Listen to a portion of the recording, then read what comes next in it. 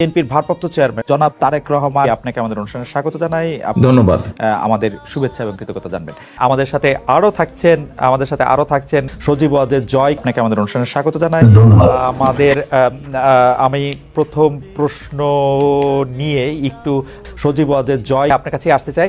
আমাদের প্রথম যে প্রশ্ন সেটি হচ্ছে যে আমরা দেখেছি যে 5ই আগস্টে ক্ষমতার পট পরিবর্তনের পরে শেখ হাসিনা পালিয়ে যাওয়ার পরে তিনি ভার্চুয়ালি একটি জায়গায় তারপর দিনই ভার্চুয়াল বক্তব্য দিয়েছিলেন, বিভিন্ন অনুষ্ঠানে অনলাইনে সক্রিয় থাকছেন, বক্তৃতা দিচ্ছেন। দেশের পক্ষ থেকে এই দাবি আছে তাকে দেশে আসার, দেশে ফেরা উচিত, মানে সে সময়টা কখন হতে পারে? ওনার উদ্দেশ্য হচ্ছে অতি শীঘ্রই বাংলাদেশে ফিরে যাওয়া, রাজনীতি করার জন্য তিনি চান বাংলাদেশে ফিরে যেতে। এখন যেহেতু আমাদের দলকে আবার সংগঠিত করতে হচ্ছে, এটা তিনি করছেন। তিনি ভালো আছেন, তিনি এখন দিল্লিতে আছেন। আমার বোন ওনার কাছে আছেন, আমার বোন তো দিল্লিতে থাকেন। তিনি ভালো আছেন, তবে অবশ্যই ওনার খুবই মন খারাপ। তিনি খুবই দুঃখিত যে দেশের জন্য ওনার বাবা জান দিয়েছেন, আমার পুরো পরিবার জান দিয়ে হারিয়েছে। যে দেশের জন্য তিনি জেল খেটেছেন, এত পরিশ্রম করেছেন, এত উন্নয়ন করেছেন, সেই দেশের মানুষ তাকে এইভাবে অপমান করে বের করে দেবে, তার উপর আক্রমণ করতে যাবে, এটা আমরা কেউ কল্পনা করতে পারিনি। এটা তো আপনার একটা তারা যে দাবি করছে যে এটা গণতান্ত্রিক আন্দোলন, এই মানুষ হত্যা করা, পুলিশের উপর হামলা করা, প্রধানমন্ত্রীর উপর হামলা করা, প্রধানমন্ত্রীর বাড়ির উপর হামলা করা, যা সবকিছু জ্বালাও পোড়া করা, লুটপাট করা, এটা তো কোনো আন্দোলন নয়, এটা তো হচ্ছে মব, এটা তো হচ্ছে সন্ত্রাস, জঙ্গি। বর্তমানে তো আপনারা দেখতে পাচ্ছেন যে এখন তো বাংলাদেশে যেভাবে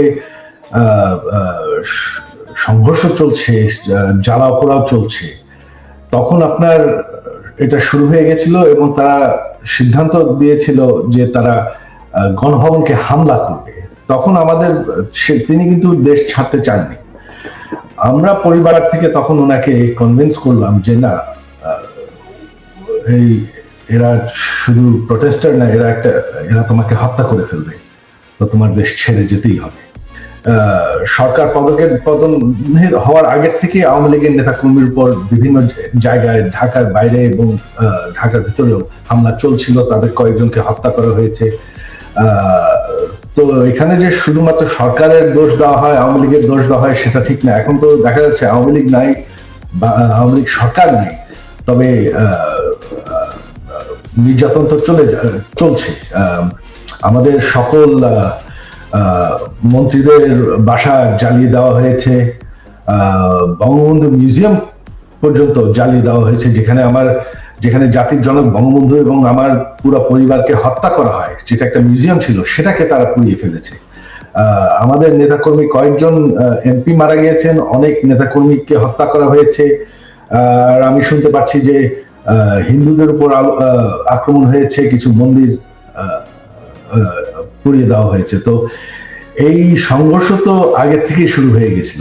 এটা তো এখন তো আমাদের সরকারের দায়ী নাই, আমাদের আওয়ামী লীগ তো এখন আর এই সংঘর্ষের জন্য দায়ী না। দেশের জন্য এত করেছি, এই যে গত 15 বছরে আপনারা জানেন আমি ডিজিটাল বাংলাদেশ বানিয়েছি, এটা আমার স্বপ্ন ছিল। আমি সরকার থেকে কোনো বেতন নেই, বিনা মূল্যে আমি এই কাজটা করেছি। আমি প্রচুর পরিশ্রম করেছি বাংলাদেশকে ডিজিটাইজ করতে, গ্রাম পর্যন্ত ডিজিটাল বেনিফিট পৌঁছানোর। তারপরে যদি বাংলাদেশের মানুষ, এই যে উন্নয়ন আমরা করেছি, তারপরে যদি বাংলাদেশের মানুষ আমার পরিবারের সাথে এরকম করে, তাহলে আমাদের আর কিছু বলার আর করার নেই। আওয়ামী লীগ মরে যায়নি, আওয়ামী লীগ হচ্ছে বাংলাদেশের সব থেকে পুরাতন দল। সবাই যে মনে করে যে আওয়ামী লীগের পপুলারিটি নাই, দেশে আপনার 17 কোটি মানুষের মধ্যে এখনো আপনি যদি নিরপেক্ষ নির্বাচন হয়, আমি জানি আওয়ামী লীগ ভোটে জিতে আসবে। হ্যাঁ, 100% ভোট কোনোদিন কোনো গণতন্ত্রে কোনো সরকার পায় না। আমাদের বিরুদ্ধে যারা ভোট হেরে গেছে বা তারপর তো বয়কট করেছি, হ্যাঁ, এদেরকেই আপনি দেখেছেন যারা আওয়ামী লীগ বিরোধী, তাদেরকেই দেখা গেছে। তবে আওয়ামী লীগের যারা সমর্থক, তারা কিন্তু দেশে আছে। আরেকটি ব্যাপার সেটি হচ্ছে আমার আগেকার প্রশ্নের সাথে সম্পর্কিত, যে গণ অভ্যুত্থানের মুখে শেখ হাসিনার দেশ ছেড়ে পলায়ন, আওয়ামী লীগের নিষ্ক্রিয়তা, এক ধরনের মানে আওয়ামী লীগ দেশের রাজনৈতিক প্রেক্ষাপট থেকে বাদ হয়ে গেছে, কেউ কেউ আমাদের মিডিয়ার ভাষায় কেউ কেউ বলছেন যে একটা -1 হয়ে গেছে। অন্তর্বর্তী সরকারকে নিয়ে কোনো -2 সংখ্যা কি আছে? আমার সাথে অন্যায় হয়েছে, অবিচার হয়েছে, আমার পরিবারের সাথে হয়েছে, আমার বাবাকে হত্যা করা হয়েছে, আমার মায়ের সাথে অন্যায় করা হয়েছে, তাকে অত্যাচার করা হয়েছে, আমার ভাই মৃত্যুবরণ করেছে এই অত্যাচারের কারণে। আজকে এর জবাব যদি আমাদেরকে দিতে হয়, এই অন্যায় অত্যাচারের, আপনাদের সাথে যে অন্যায় হয়েছে, আমাদের বহু নেতাকর্মী, বাবা মারা গিয়েছে, মা মারা গিয়েছে, স্বজন মারা গিয়েছে, হাত করা অবস্থায় তাকে জানাজা পড়তে বাধ্য করেছে, আমাদের বহু সহকর্মী মারা গেছে জেলখানার ভিতরে হাত করা পড়া অবস্থায়। পলাতক স্বৈরাচারের সঙ্গে সঙ্গে তার অবৈধ মন্ত্রী, এমপি, বুদ্ধিজীবী বা বিচারপতি, বায়তুল মোকাররমের খতিব, প্রেস ক্লাবের সভাপতি, সম্পাদক কিংবা কতিপয় সাংবাদিকের পলায়নের মধ্যে দিয়ে আবারও প্রমাণিত হয়েছে অবৈধ রাষ্ট্রশক্তি নয়, বরং শেষ পর্যন্ত জনগণের রায়ই কিন্তু চূড়ান্ত, যে আওয়ামী লীগ স্বাধীনতা একসাথে যায় না। আওয়ামী লীগ আর গণতন্ত্র একে অপরের শত্রু। অপরদিকে বিএনপির কাছে গণতন্ত্র, বাক, ব্যক্তি আর স্বাধীনতার, সংবাদপত্রের স্বাধীনতা নিরাপদ। বিতাড়িত স্বৈরাচারের পলায়নের পর গণতান্ত্রিকামী জনগণের আকাঙ্ক্ষা পূরণে এক বিশাল দায়িত্ব নিয়ে আজকের অন্তর্বর্তীকালীন সরকারের যাত্রা শুরু হয়েছে। তবে গণতন্ত্রের পক্ষের সকল শক্তি এবং সাংবাদিক সমাজকে সতর্ক থাকা দরকার। আমাদের গণতন্ত্র প্রতিষ্ঠার যে চলমান যাত্রা বাধাগ্রস্ত করতে কিন্তু এরই ভিতরে নানা রকম ষড়যন্ত্র শুরু হয়েছে, যা এর ভিতরেই অনেক বক্তা তাদের বক্তব্য এরই ভিতরে তুলে ধরেছেন। বিতাড়িত স্বৈরাচার এবং তাদের দোসর চক্র নানা কৌশলে আবারও মাথাচাড়া দিয়ে ওঠার অপচেষ্টা শুরু করেছে। অপশক্তি দেশের ভেতরে এবং বাইরে থেকে বাংলাদেশের পক্ষের শক্তির মধ্যে ভুল বোঝাবুঝি সৃষ্টির পায়তারায় লিপ্ত হয়েছেন। তবে সবাই যদি আমরা সতর্ক থাকি, বাংলাদেশের পক্ষের শক্তির মধ্যে ভুল বোঝাবুঝির অবকাশ থাকবে না বলেই আমি দৃঢ়ভাবে বিশ্বাস করি।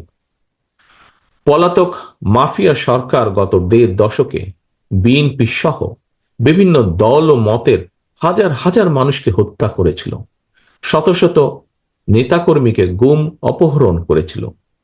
বিএনপির 50 লক্ষেরও বেশি নেতাকর্মীর বিরুদ্ধে প্রায় 1.5 লক্ষ মামলা দিয়েছিল।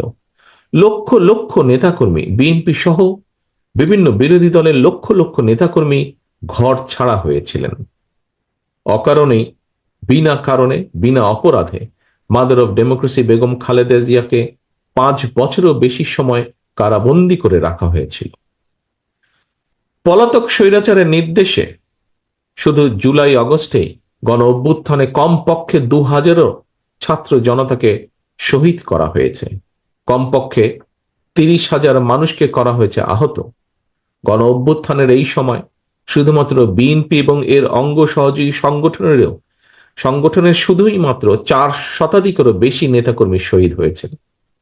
এর বাইরেও যারা শহীদ হয়েছেন বা হতাহত হয়েছেন, হয়তো তারা সরাসরি বিএনপির কর্মী নন, তবে অবশ্যই তারা বাংলাদেশের পক্ষের শক্তির সাহসী প্রাণ। তারা ছিলেন আমাদেরই কারো সন্তান, আমার, আপনার, আমাদেরই কারো ভাই, কারো বন্ধু, কারো সহকর্মী কিংবা স্বজন। এমন হাজারো হতাহত ছাত্র জনতার আত্মত্যাগের বন্ধনে বাংলাদেশের পক্ষের শক্তির মধ্যে জাতীয় ঐক্য গড়ে উঠেছে। সুতরাং আমরা যারা বেঁচে আছি, শহীদদের আকাঙ্ক্ষার একটি গণতান্ত্রিক, মানবিক, বৈষম্যহীন বাংলাদেশ প্রতিষ্ঠার মাধ্যমে শহীদদের রক্তের ঋণ পরিশোধ করা আমাদের দায়িত্ব। একই সঙ্গে পলাতক স্বৈরাচার আর তার দোসররা যাতে রাজনীতিতে পুনর্বাসিত হতে না পারে, সেই ব্যবস্থা গ্রহণ করাও কিন্তু আমাদের কর্তব্য। এজন্যই যথাযথ আইনগত এবং রাজনৈতিক পদক্ষেপ নেওয়া প্রয়োজন বলে আমরা মনে করি।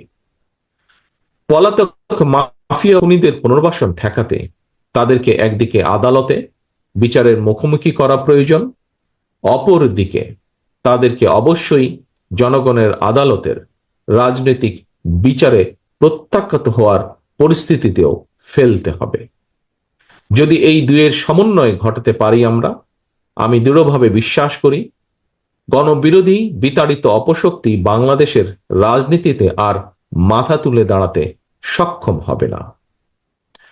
খুনি, লুটেরা, মাফিয়া এবং স্বৈরাচারী রাজনৈতিক অপশক্তিকে বাংলাদেশের রাজনীতিতে অপ্রাসঙ্গিক করে দিতে হলে জনগণের রাজনৈতিক ক্ষমতায়ন প্রয়োজন।